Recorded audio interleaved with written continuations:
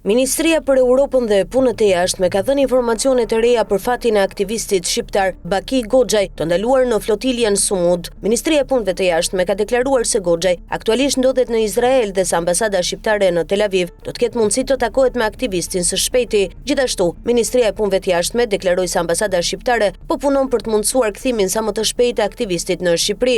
Ministria për Evropën dhe Punët e Jashtme vazhdon të ndjek me vëmendje përparësi situatën lidhur me shtetasin shqiptar Baki Goxhaj, pjesëmarrës në flotiljen Sumud, i ndaluar nga autoritetet izraelite së bashku me të gjithë pjesëmarrësit e tjerë. Sipas informacioneve zyrtare, ai është transferuar në Izrael. Ambasada e Republikës së Shqipërisë në Tel Aviv është në kontakt të vazhdueshëm me autoritetet izraelite dhe së shpejti do të zhvillojë takim me zotin Goxhaj për t'i ofruar asistencën e nevojshme konsullore dhe në këtë kuadër për të mundësuar kthimin sa më të shpejtë dhe të sigurt të shtetasit shqiptar në atë, thuhet në reagim. Kujtojmë se pak ditë më parë Marina izraelite ka ndërhyrë ndaj flotiljes humanitare Global Sumud Flotilja, duke ndaluar njëra pas tjetrës të 54 anijet që ishin nisur nga Turqia drejt Gazës me ndihmë humanitare. Pamjet e publikuara tregojnë momentin kur ushtarët izraelit me gomone Zodiak afrohen pranë anijeve, ndërsa aktivistët shfaqen me jelek shpëtimi dhe duar të lartë. Më pas, çdo komunikim është ndërprer dhe për disa prej personave në bord nuk ka më asnjë informacion publik mbi vendodhjen apo gjendjen e tyre. Situata u rëndua edhe më shumë pasi zëdhënësja italiane e flotiljes, Maria Elena Delia, deklaroi se Marina izraelite ka hapur zjarr ndaj disa prej anijeve.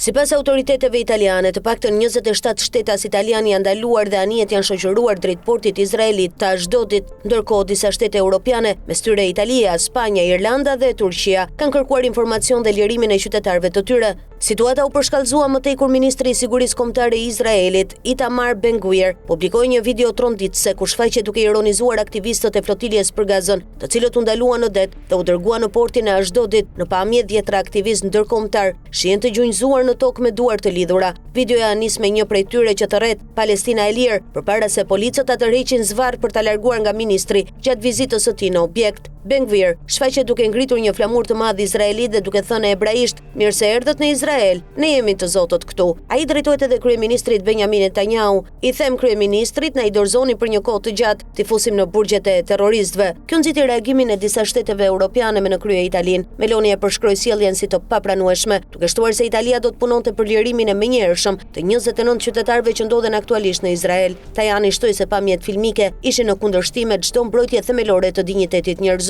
Kryeministri i Izraelit Benjamin Netanyahu u distancua nga videoja e Ben-Gvir të mërkurën, duke thënë se veprimet e tij nuk ishin në përputhje me vlerat dhe normat e Izraelit.